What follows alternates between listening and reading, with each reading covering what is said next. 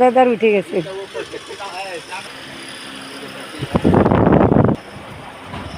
বসবি না।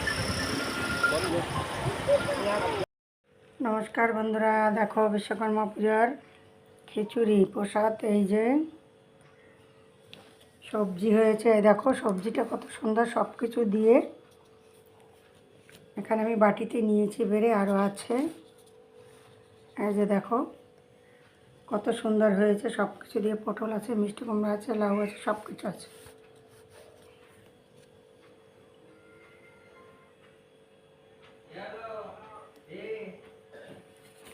খিচুড়িটা দারুণ হয়েছে।